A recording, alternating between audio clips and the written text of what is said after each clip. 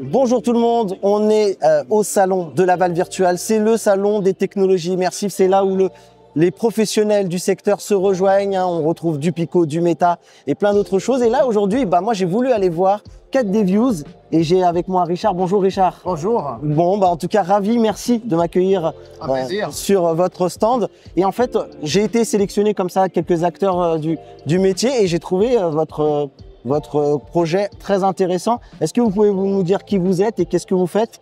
Et je crois que malgré votre accent, vous êtes français, c'est ça? Vous êtes basé en... C'est ça, je suis franco-américain, oui. Ok, d'accord, ok, très bien. Eh ben, dites-nous tout, 4D Views, qu'est-ce que c'est?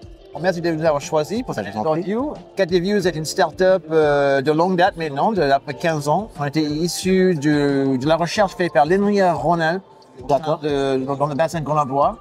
Et on a une technologie qui s'est développée là-bas, qu'on a mis dans le marché en 2007 et on travaille depuis la manière en continu pour faire des d'usage qui peuvent être intéressants pour les marchés aujourd'hui. D'accord. Et du coup, ça consiste en quoi? Comment ça fonctionne? Brièvement dans la technique. Tout à fait. Alors, en gros, on a beaucoup de caméras. Oui. Des caméras RGB, des caméras industrielles. On a une cinquantaine. On filme les acteurs dans un espace, un grand studio vert, et on produit des films, des vidéos qui sont des vidéos tridimensionnelles, des vidéos 3D, bref, qui sont photoréalistes, colorées. En fait, comme je vous filme avec une caméra smartphone, ça donne votre forme et votre apparence en même temps. D'accord. Oui. Ok. Et du coup, en fait, les caméras, comme vous dites, c'est des caméras. Ça peut être un peu comme ce que j'ai ici, un Panasonic Lumix ou des Sony, voilà, en fonction des caméras qui doivent coûter quand même bien cher pour.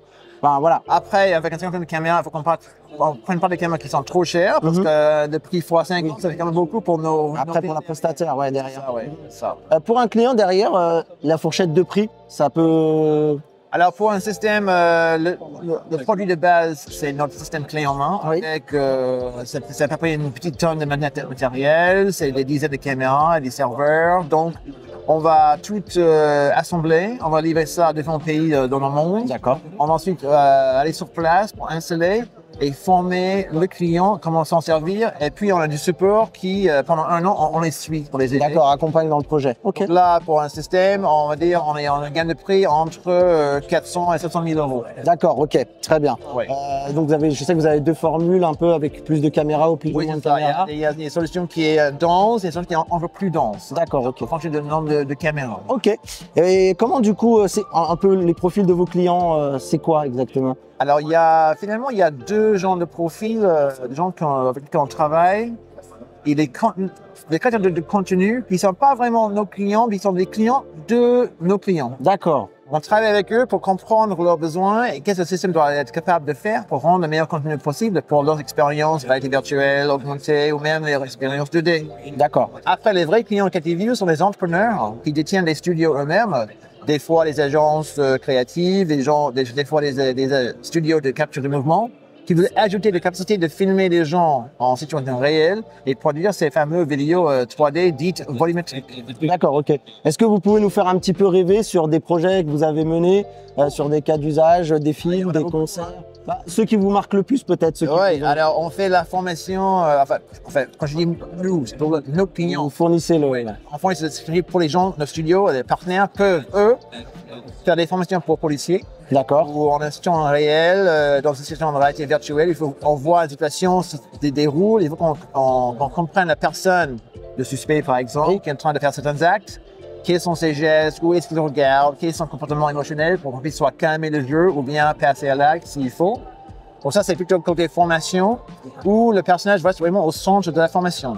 D'accord. Après, on voit en Asie et en France des clips musique qui utilisent la vidéo 3D pour faire des effets spéciaux. Un peu comme la K-pop et tout ça, la J-pop. Il y a pas mal de vidéos, on va soit des Perfume Girls, par exemple, au Japon. Récemment, on travaille sur la clip musique À tout jamais de Mylène Farmer, réalisé en décembre 2022.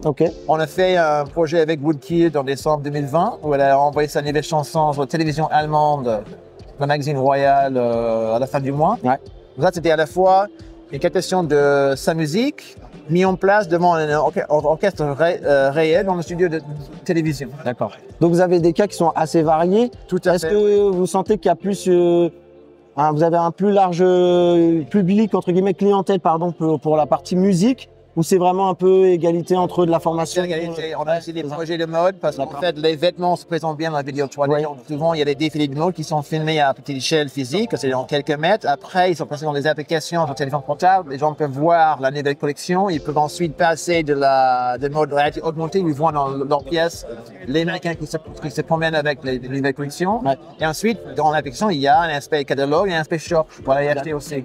Est-ce que vous avez déjà des premières demandes pour par exemple, avec des devices du style des miroirs comme en magasin et on pourrait se voir des vêtements Non, nous, on est surtout basé sur la captation dynamique. Tout à fait. Les gens, ils vont bouger. Notre zone de capture, entre guillemets, l'espace dans lequel on peut filmer les gens, il est entre 3 mètres ou 5 mètres, ce qui permet à 1, 2 ou 3 personnes de faire soit du sport, de danser, de marcher ou tout simplement de parler au centre de l'espace. Vraiment, ça dépend du contenu à produire. On est assez neutre par rapport au contenu parce qu'il y a tellement de projets variés que ça peut être du soudage un jour, ça peut être de la mode la semaine suivante, ça peut être pas mal de choses en fait.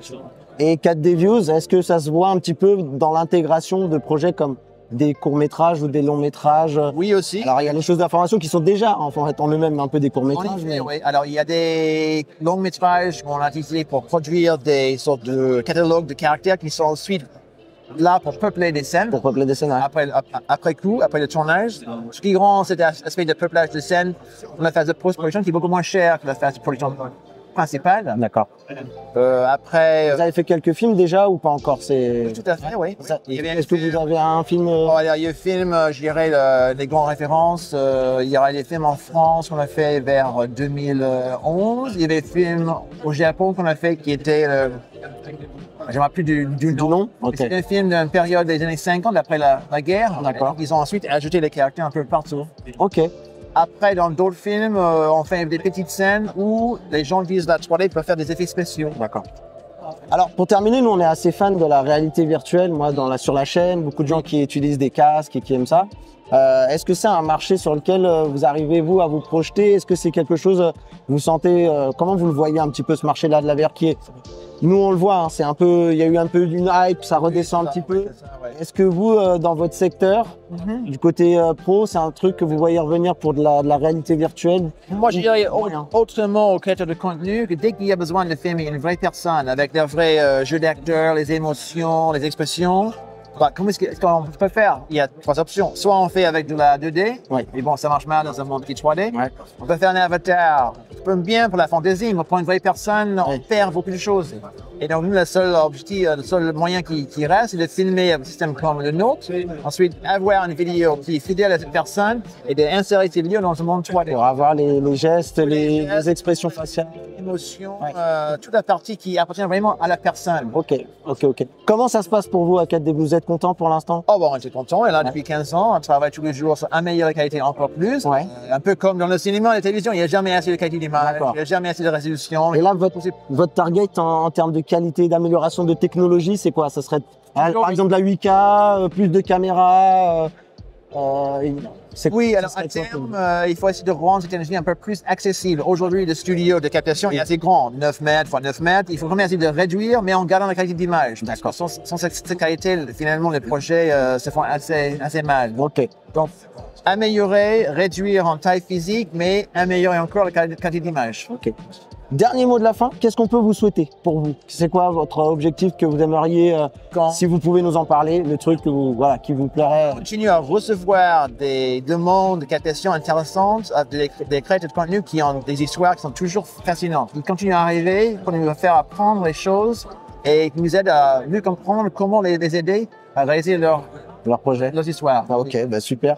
Merci beaucoup. Si vous avez aimé la vidéo, n'hésitez pas à le mettre en commentaire. Je sais que Richard, il va avoir envie, parce qu'il était très curieux de savoir où est-ce qu'il mettait les pieds, de voir quel sera un petit peu le résultat de tout ça. N'hésitez pas à me dire si le sujet vous a intéressé. Et puis, nous, on vous remercie. Mettez un j'aime, un commentaire. Abonnez-vous à la chaîne si vous voulez encore plus de contenu de ce type-là, de technologie immersive ou pas d'ailleurs. Et nous, on se dit à très bientôt pour une prochaine vidéo. Et chez nous, on dit restez connectés. Bye bye tout le monde.